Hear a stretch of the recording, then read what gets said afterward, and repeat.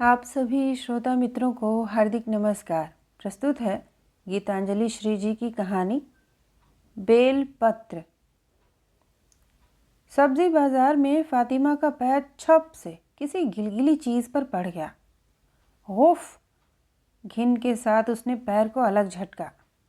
कुछ नहीं है, रिलैक्स। ओम ने झुककर देखा और दिलासा दिया। गोबर है बस। पता नहीं क्यों फातिमा के अंदर ऐसा तेज गुस्सा फूटा। देखो, होगा गोबर तुम्हारे लिए पाक, मेरे लिए तो वो उतना ही घिनौना है जितना घोड़े की लीद। ओम के भीतर तक कुछ हिल गया। फातिमा, पागल हो जाओगी। इस तरह करोगी तो हर इशारे का दो में से एक ही मतलब होगा, हिंदू या मुसलमान। अब भी संभल जाओ। ओम करा उठा। तुम जिस कीच में फंस रही हो वो अभी नरम है, अभी उसमें से निकल सकती हो। पर फातिमा, समझोगी नहीं तो धंसती जाओगी और फिर वह पदार्थ ठोस हो जाएगा। तुम उसमें अटक जाओगी, हिल नहीं पाओगी, अकड़ी रह जाओगी। दोनों स्कूटर पर सवार घर लौट आए। अंदर शन्नो चाची आई थीं। ये लो बेटा, शिरडी गई थी, साईं बाबा का प्रसाद है, बहू ये धागा बंधवा लो। फातिमा ने चुपचाप धागा बंधवा लिया। उसकी आंखों में अनोखी चमक थी। उसी शाम उसने अपना सूटकेस खोला। अम्मी ने गुलाबी और हरे गोटेदार साटिन में कुशन और जा नमाज लपेट दी थी।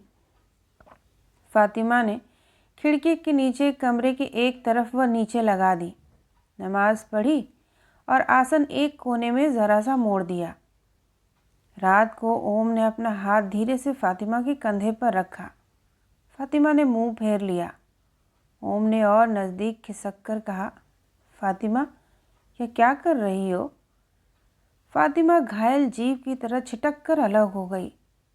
मैं कुछ नहीं कर रही हूँ, उल्टा चोर कोतवाल को, चीखते से स्वर में बोली। अजीब सी हो रही थी फातिमा, मानो एक बारीक सी पर्द के नीचे बस हिस्टीरिया ही हिस्टीरिया दबा पड़ा हो। जब तक चुप्पी ठीक है, पर जरा सी आवाज़ हुई कि पर्द चटकी और चीत्कार बाहर फूटा।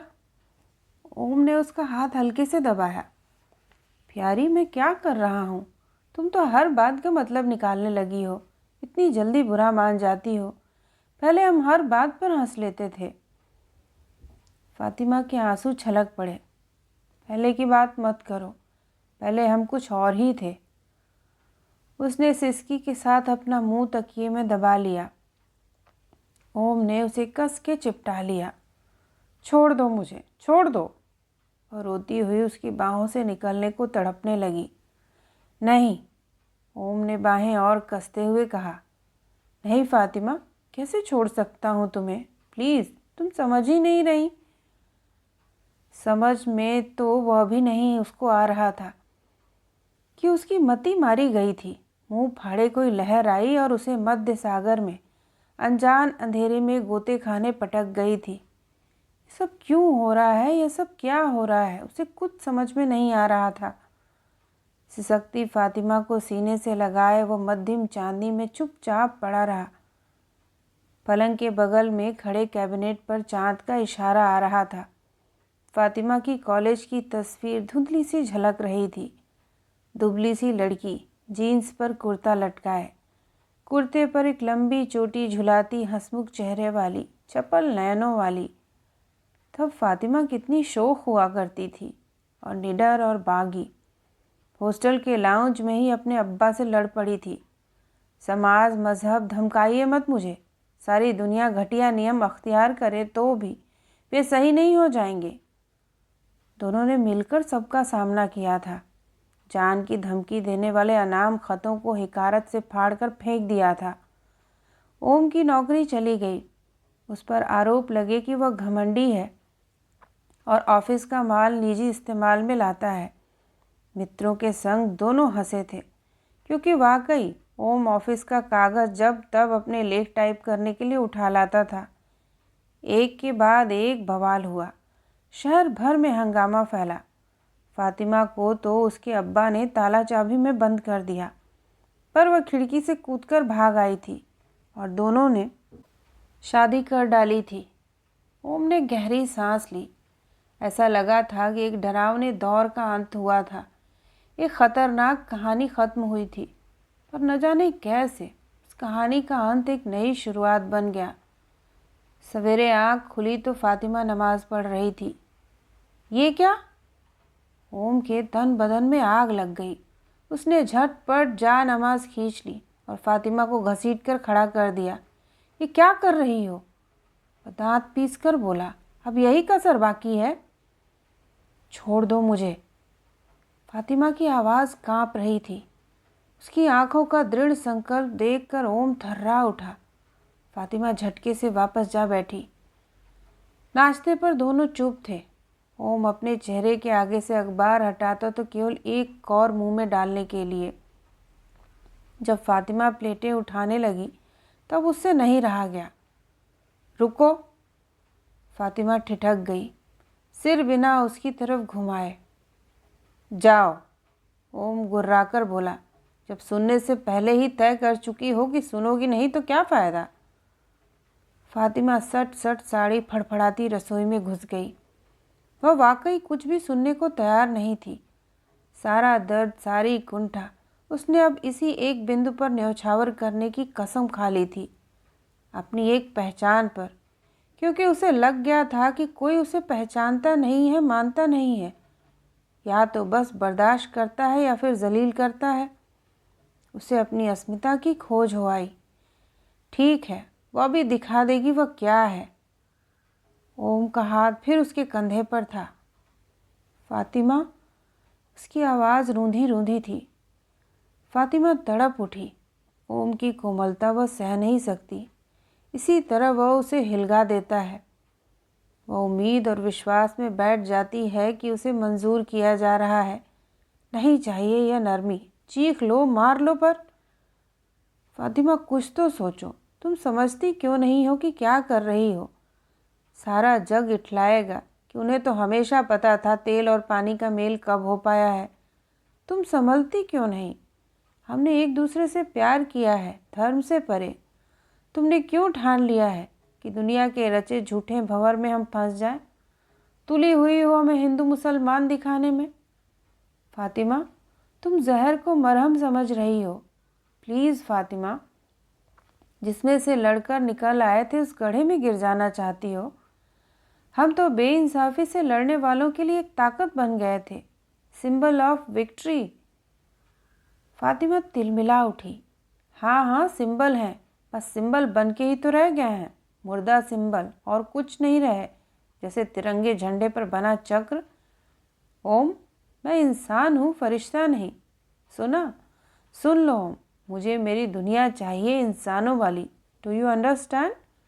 जिसमें तरह तरह के रिश्ते हैं, दूर के, करीब के। मुझे चार जिगरी दोस्तों के सहारे नहीं जीना है। ओम, तुम बेवकूफ़ हो। ज़िंदगी एक ज़रा से इंटीमेट घेरे में नहीं जी जाती।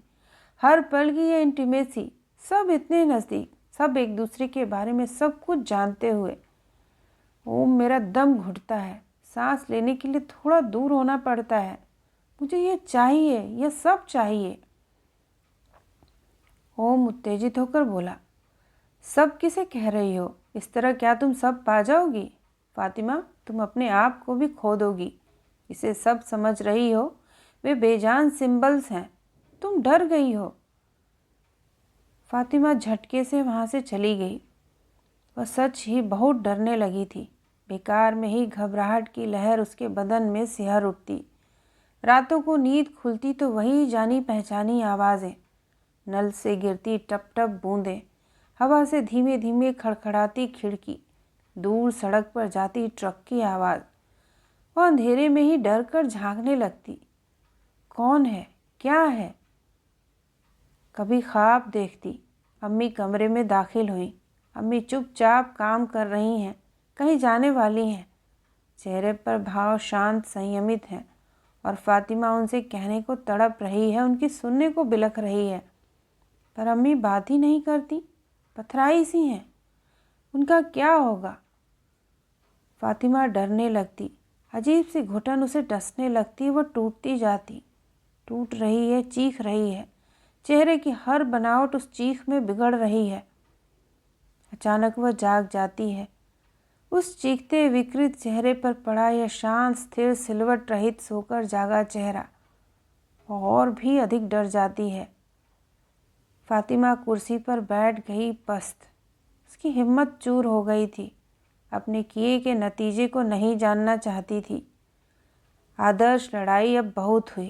उसे लग रहा था कि उसमें सिर उठाने की ताकत नहीं रही।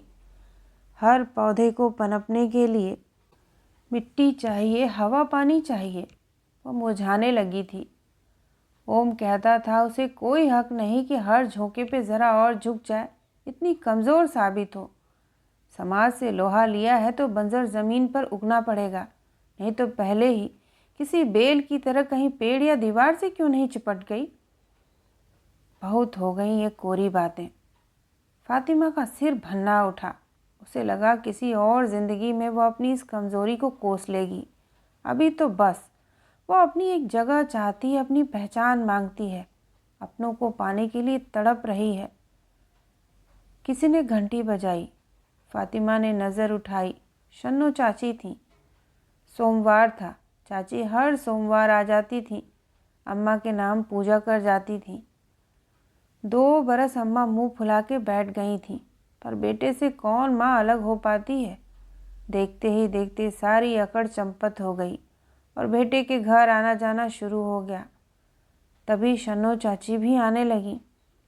अम्मा तो फातिमा को जी जान से प्यार भी करने लगी। कभी शन्नो चाची ने आंखें मटकाकर कहा था, क्यों री, तेरी बहू की आवाज़ तो बड़ी सुरीली है, वरना मैं तो आवाज़ से हिंदू मुसलमान बता देती हूँ। अम्मा ने फातिमा के गाल पर हाथ फेर के कहा था, मेरी बहू किसी कोने से मुसलमान है ही नहीं। फातिमा ने पूछ लिया, मैं भी तो सुनूं, आवाज़ में क्या रहस्य है। चाची ने बताया, भाई मुसलमान इन हमेशा भोंडी आवाज़ ही पाती है, आदमियों जैसी भारी, वह मालिन नहीं आती है। फातिमा ने तपाक से कह दिया, आवाज़ तो आवाज़ ठहरी, हिंदुओं के तो आदमी ही औरतों जैसे हैं, पित्ते से। बाद में ओम और फातिमा अपनी मित्र मंडली में इस किस्से पर ठहाके मार मार के हंसे थे। ओम के 5 फुट 7 इंच के पुरुषत्व की लंबी खिंचाई की गई थी। फातिमा ने खुद को फतेह खां फनकार कहकर कोई जोशीला गाना सुना दिया था। आए दिन ऐसे किस्से होते थे जिनको लेकर मित्रों में छेड़छाड़ चलती। सब मिलकर संसार की रीतियों पर ताज्जुब करते। ओम के बाबा कहा करते थे कि राह चलते कभी सांप और मुसलमान मिल जाए तो पहले मुसलमान का खात्मा करो, फिर सांप का।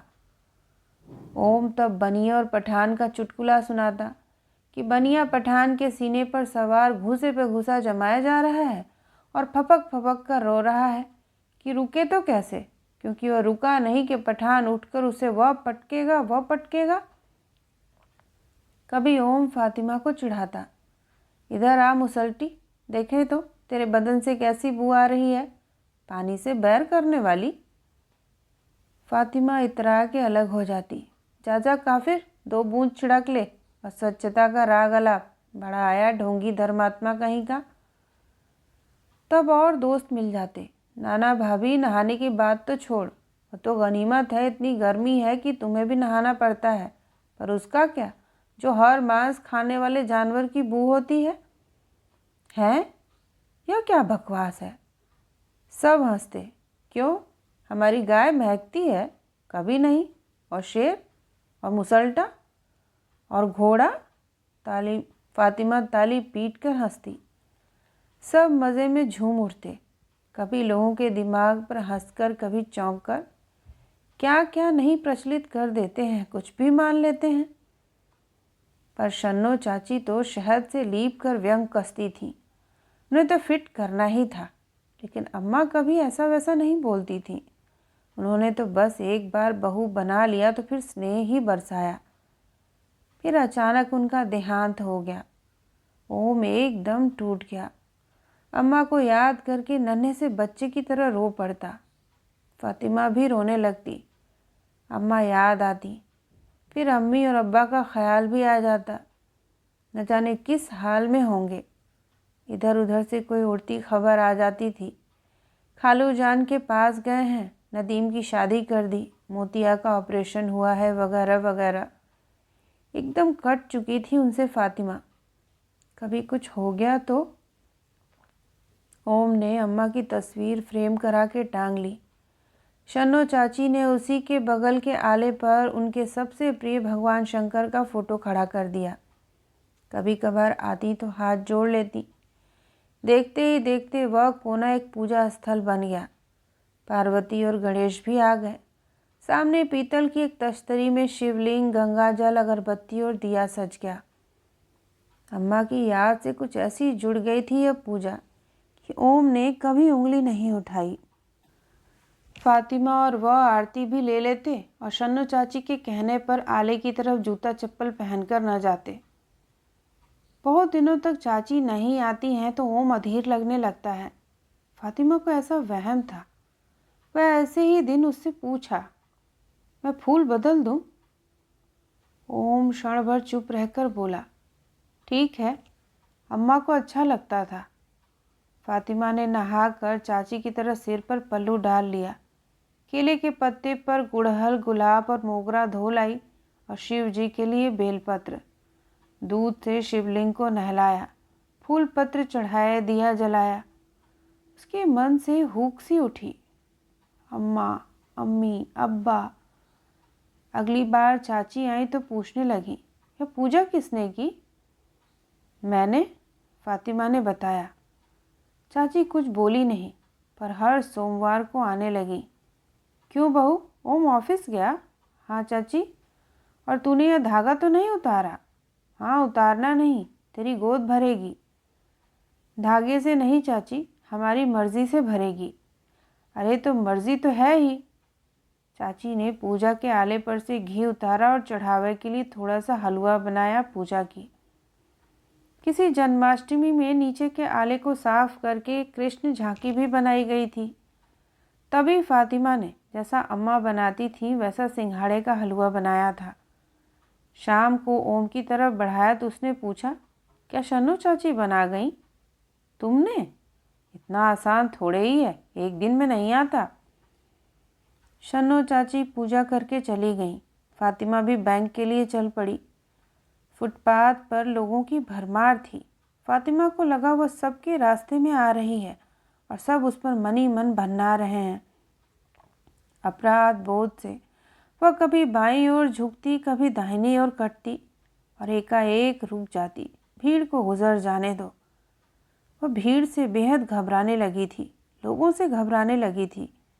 कभी कोई जानने वाला दिख जाता तो अव्वल तो वह उसे पहचानती ही नहीं, और अगर पहचान लेती तो दुविधा भरी एक मुस्कान के साथ कतरा के बगल से निकल जाती कि न जाने सामने वाला उसे पहचान भी रहा है या पहचानना भी चाहता है। ओम झल्ला उठता। कहीं जाते हैं तो बोलने की कोशिश भी नहीं करती हो।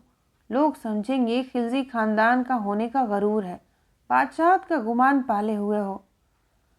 तो मत ले जाओ मुझे कहीं, फातिमा बात निपटा देती। ओम अक्सर अकेले ही जाता। फातिमा से कह कह के हार गया कि लोग हर बात का टेढ़ा मतलब ही निकालेंगे और निकालेंगे ज़रूर। उसी दिन की मनचंदा बता रहा था। बाला ने कह दिया था, देखो नहीं आई ना शहजादी। समझ रही होंगी कि बेटे का जन्मदिन तो बहाना है, दुर्गा पूजा का जमघट होगा असल में। अजी मानो न मानो, मुसलमान होता ही है ज़्यादा मुसलमान। हम तो सिद्दीकी के घर हर ईद पर जाते हैं, जबकि हमें मालूम है वह छुप के गाय काटते हैं। लोग कैसा कैसा बोलकर महफिल में रंग लाते हैं। इसका ओम और फातिमा को पुराना तजुर्बा था। वह तो शादी की खबर उड़ी भर थी कि जग भर अपने अपने परमेश्वर का दूत बन बैठा, और ओम और फातिमा का रक्षक भी। अरे भाई चुप कैसे बैठे रहें, एक शरीफ लड़का बर्बाद हुआ जा रहा है, वह चंडाल निकाह किए बगैर नहीं मानने वाली। अम्मा फला फला की यह ज़रूरत, हमारी लड़की उठाएंगे, देख लेंगे। और तो और अम्मा बेचारी की मौत पर भी अफवाहों का बाजार गर्म था। देखा ना, निकाह किया, बेटे का धर्म लिया, माँ रो रो के जान दे बैठी। मनचंदा बता रहा था कि कत्तर में तो यह शोहरत थी कि फ़ातिमा के बाप पाकिस्तान के एजेंट हैं। शादी का विरोध तो नाटक है। लड़की को दुश्मनों की मदद की खातिर काफिर से ब्याह है। ओम की कंपनी शायद डनलप के तकियों और गद्दों में FBI की फाइलें सिलती थी। फ़ातिमा चेक भुनाकर लौट आई। शाम को ओम जल्दी घर आ गया। चलो डमरू पार्क चलें। वहाँ पहुंचकर दोनों एक घने पेड़ के नीचे उसके चौड़े तने से टेक लगाए बैठ गए। फ़ातिमा ज़मीन पर पड़ी एक टहनी से खेलने लगी। अचानक किसी सड़की कुत्ते की उसी टहनी पर उसी तने से लग के एक टांग उठा के क्रिया करने की तस्वीर बेवजह उसके मन में कौंध गई। उसने चीख कर टहनी गिरा दी। क्या हुआ, क्या हुआ? ओम भी हड़बड़ा गया। वो फ़ातिमा ने बड़ी बड़ी आंखें उधर की और फिर खिलखिला कर हंस पड़ी। सरिता सी कल कल करती उन्मुक्त हंसी। फ़ातिमा, ओम ने उसे गले लगा लिया। हंसते हंसते फ़ातिमा रो पड़ी। ओम, मुझे अच्छा नहीं लगता, बिल्कुल अच्छा नहीं लगता। क्या बात है फ़ातिमा, मेरी जान, अब तो खुश हो जाओ। सब तो अच्छा हो रहा है। तुम अम्मी के भी पास जाने लगी हो। अब्बा का तार आया था। उन्हें अस्पताल में भर्ती कर दिया गया था। सख्त बीमार थे। फ़ातिमा बदहवास हाल में मैके पहुंची थी। शादी के बाद पहली बार। बहुत रोना धोना हुआ। अब्बा जान अच्छे हो गए, पर मुहर्रम शुरू हो गया था। फ़ातिमा ने ओम को लिखा, अब्बा घर लौट आए हैं, अब कोई ख़तरा नहीं है, पर मुहर्रम शुरू हो गया है, उसके बाद ही आ पाऊँगी। अभी छोड़कर जाना ठीक नहीं लगता। मिलते ही दोनों में झगड़ा हो गया। ओम बरस पड़ा। यह हमारा समझौता था कि धर्म से कोई साबका नहीं होगा, उसके पचड़ों में बिल्कुल नहीं पड़ेंगे। फ़ातिमा ने आश्चर्य से कहा था, तुम तो गज़ब ही करते हो ओम। मुझे धर्म से अभी भी कुछ वास्ता नहीं है। अब्बा बीमार थे, अम्मी का जी हल्का हो आया। मेरे नौहे पढ़ लेने से उन्हें राहत मिली, बस। मैंने कोई समझौता नहीं तोड़ा। वाह वाह, ओम ने लाल पीले होकर ताना कसा। तुम रोज़ा रखो, मातम करो और फिर मासूमियत से कहो क्या गलत किया। फिर क्यों ना अम्मी के दिल के सुकून के लिए निकाह भी कर लिया होता, वही क्या गलत होता। फ़ातिमा ने बहुत गहराइयों से ओम की तरफ देखा।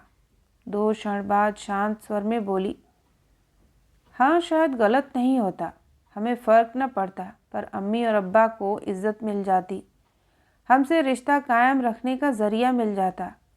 मुझे इस तरह अलग होने को मजबूर नहीं होना पड़ता। भाई की शादी तक में शरीक नहीं हो पाई, तुम्हारे हिंदुत्व की वजह से। ओम सन्नाटे में आ गया। अरे 2 दिन उस माहौल में लौटी और दिमाग फिर गया। मैंने क्या निकाह से मना किया था, या किसी भी किस्म की धार्मिक रस्म से? बोलो, मंदिर, मस्जिद, गिरजा। खूब रही, फ़ातिमा बीच में ही बोल उठी। अब मंदिर और फेरों की बात होगी। मंदिर पर कौन सा कलंक लग रहा था? तुम जानते हो, अच्छी तरह से जानते हो कि हमारे इस समाज में जो भी जाता है लड़की का जाता है, लड़का सिर्फ लेता है। तुम्हारे हिंदू मज़हब की तरह दूर दूर तक अपना साया बिछाता है, अपनी छत्र छाया में दूसरों को पालता है या डसता है। और यह तो खूब रही कि अपने फैलाव से बेखबर हैं, और कोई दूसरा ज़रा सी पनाह मांगे, होने का हक मांगे, थोड़ी ज़मीन चाहे तो भड़क उठें कि ऐसा है तो फिर हमें भी हिस्सा चाहिए। उल्लू न बनाओ, तुम्हारा क्या बदला या बिगड़ा। ओम का हाथ उठ गया था। अब ऐसी दलीलें दी जाएंगी और यह जताओगी कि जैसे मैं तुम्हें उठा के ले आया। अपनी रजामंदी का जिम्मा लेते अब डर लगने लगा है। फ़ातिमा रोने लगी, पर बोलती रही, रजामंदी? क्या तुमने कोई रास्ता छोड़ा था? या तो इस तरह आओ वरना जाओ, फूटो मरो, छोड़ना क्या आसान होता है। फ़ातिमा, ओम चिल्ला पड़ा था, इस तरह हमारे अतीत को मत झुठलाओ, हमारे प्यार को दूषित मत करो। डमरू पार्क में दोनों अपने अतीत को असली और नकली गांठों से उलझाए बैठे थे। ओम ने फ़ातिमा को गोद में लिटा लिया। अब क्या है, अब तो तुम हर साल नौहे पढ़ने अपने घर जाती हो। फ़ातिमा भर्राई आवाज़ में बोली, जाती ही तो हूँ बस, क्या नाता रख पाई हूँ किसी से, क्या दे पाती हूँ उन्हें। ओम, मैंने समाज से लड़ाई की थी, वो मुझे बदनाम करे, मेरा बहिष्कार करे, मैं सब सह सकती थी, पर माँ बाप से अलग होना। ओम विचार मग्न हो गया। माँ बाप से अलग कौन सा समाज होता है कोई समाज? उसने दृढ़ स्वर में कहा, नहीं फातिमा, हम शिकायत नहीं कर सकते। जगदीश काका को याद करो। जगदीश काका फातिमा को अंग्रेज़ी पढ़ाते थे। वह अकेले बुजुर्ग थे जो उन दोनों की शादी में शरीक हुए थे। शादी से पहले उन्हें नसीहत भी दे चुके थे। देखो, इस समाज की ताकत को मामूली न समझो, उसके बारे में अपनी नीयत तय कर लो। खूब थू-थू होगी या समझ लो, उससे घबराते हो तो सोच लो। दुनिया के आगे चाहे मुस्काता मुखौटा चढ़ा लोगे, अंदर अंदर चूर चूर होते जाओगे। झेल सकते हो, हिम्मत है तो आगे बढ़ो, हम सब तुम्हारे साथ हैं। यह नकली भेदभाव तुम बच्चों के मिटाए ही मिटेंगे, पर फिर ठीक से समझ लो, जाने दो जो जाता है, नाम खानदान किसी का गम न करो। फातिमा, ओम ने उसका सिर अपने दोनों हाथों में ले लिया। समाज को हरा दिया और अब लड़खड़ा रही हो? तुम्हें क्या? फातिमा ने उसका हाथ हटाकर कहा, तुम्हारी माँ, तुम्हारे रिश्तेदार सब तुम्हारे ही रहे, तुम अपने ही रहे। ओम ने ज़रा झुंझलाकर कहा, तुम्हारी अम्मी चाह कर भी तुम्हें न मान पाई तो यह उनकी कमज़ोरी है, मेरी माँ को क्यों कोस रही हो? फातिमा को बुरा लगने लगा। वो उठकर बैठ गई। तुम नहीं समझ सकते, लड़के हो, हिंदू हो, तुम्हें क्या डर? ओफो, ओम ने सिर पकड़ लिया। अब इस तरह बातें होंगी? जब समाज के घटिया कानूनों से ऊपर उठ गए तो उनकी तुला पर हमें क्यों कर तौलोगी? लड़का लड़की, हिंदू मुसलमान, कहना आसान है। फातिमा का गुस्सा बढ़ने लगा। तुम ऊपर उठ गए हो और अलग हो गए हो। तुम्हें शुरू से यह छूट थी, पर मुझे तो हर कदम पर समाज के बाण सहने पड़ते हैं।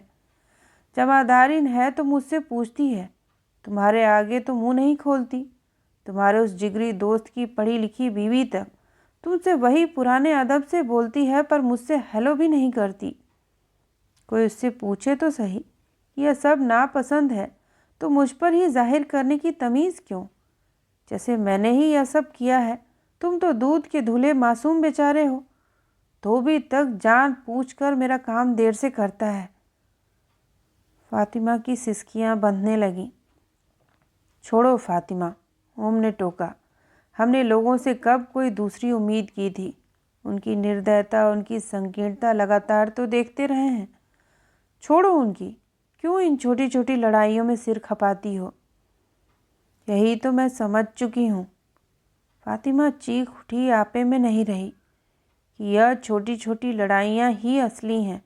बड़ी लड़ाई लड़ना आसान है, उन्हें गर्व से लड़ते हैं हम, अभिमान से मर मिटते हैं उनके लिए।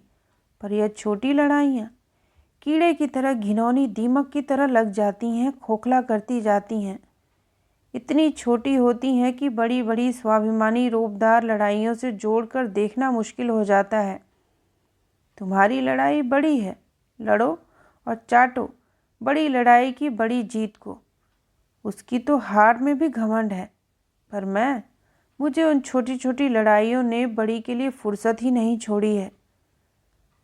यह हमारी हार है फातिमा, कोई वजह नहीं कि हम हारें। तुम ओम घोर निराशा में हकलाने लगा। मैं अब कुछ नहीं जानती, बंद करो। फातिमा त्रस्त हो चुकी थी। ओम का हृदय कराह उठा। फातिमा, डूब जाओगी, हम दोनों मिट जाएंगे। अपनी कमज़ोरी से बेइंसाफ़ी को बढ़ावा दे रहे हैं, अन्यायियों को मसाला मिलेगा। वे चटखारे ले लेकर दुनिया को यह मिसाल सबूत के तौर पर पेश करेंगे।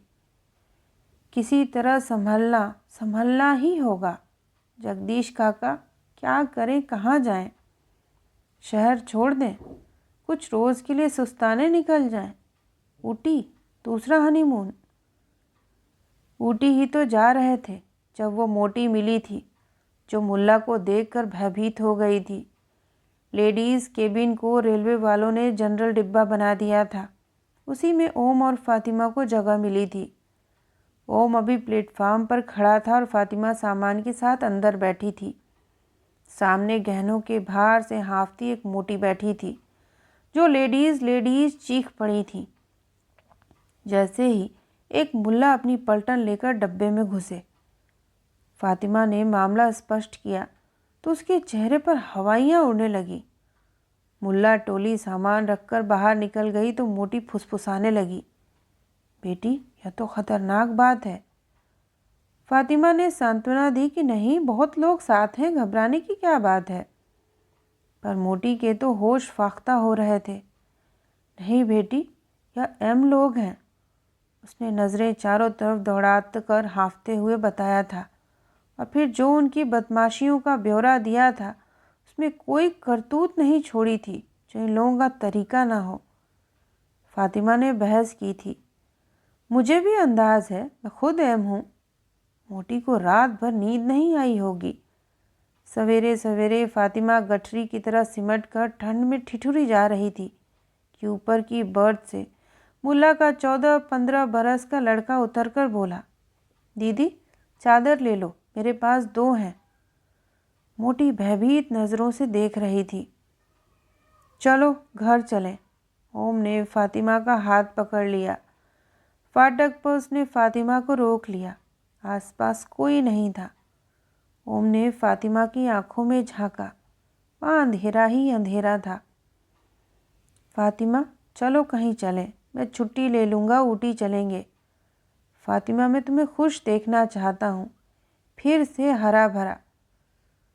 ओम की भतीजी की शादी में फातिमा ने हरी साड़ी पहन ली थी। अनायास ही ओम के मुंह से निकल पड़ा था, यह क्या मुसलमानी रंग उठा लाई। फातिमा के होंठ कांपने लगे थे। चुप हो जाओ ओम, बस इसी वक्त चुप हो जाओ। ओम उसे बताना चाहता था कि उसका ऐसा वैसा कोई मतलब नहीं था। वह सब अनजाने में न जाने कहाँ की सुनी सुनाई बातें, कहाँ की बसी बसाई प्रतिक्रियाएं हैं जो यूं ही सहज भाव से अनायास निकल आती हैं। ओम फातिमा के पीड़ित मन को फिर से मुसलमानी हरा कर देना चाहता था। हंसो ना मेरी जान। फातिमा की आंखों में गांठें भरी पड़ी थीं। कैसे सुलझेंगी, इतनी सुलझ चुकी थी। ओम को लगा कि जब चाहे सुलझाने के लिए खींचो या छोड़ दो या कसती जाने दो, नतीजा एक ही होगा, टूट जाएंगी। नमाज का वक्त हो गया था। फातिमा अंदर चली गई। ओम अब चुप नहीं रह पाया। उसने लपक कर उसे पकड़ा। तो यही कहो ना कि अब इसी पर्दे में जाओगी और मैं दखल न दूं। फातिमा की तो नाक पर जैसे गुस्सा रखा रहता था। और तुम जो दिया जलवाते हो, मैं जलवाता हूँ? झूठ सच किसी से मतलब नहीं तुम्हें। अब आने वालों को कह दूं कि घर में घुसकर अपने भगवान का नाम न लो? नहीं, मत कहो, किसी से ना कहो, मुझसे भी नहीं। ओम स्तब्ध उसे देखता रह गया। जा नमाज का कोना मोड़कर फातिमा फिर बाहर निकल गई। सरपट भागती सी चाल में चली जा रही थी, लेकिन ऐसे नहीं जैसे किसी काम की जल्दी हो और गाड़ी छूट रही हो, बल्कि ऐसे जैसे किसी से भाग रही हो, भयभीत सी, बौखलाई सी। चेहरे के हर कण को अंदर छिपी किसी बेचैनी में कस के मानो बांध लिया हो कि कोई उड़ता भाव न आ जाए, किसी को मालूम न हो जाए। और ज़्यादा कसे फीते की वस्तु की तरह उसका चेहरा तनते तनते सिकुड़ गया। तो यह थी गीतांजलि श्री जी द्वारा लिखित कहानी बेलपत्र। सुनने के लिए आप सभी का धन्यवाद।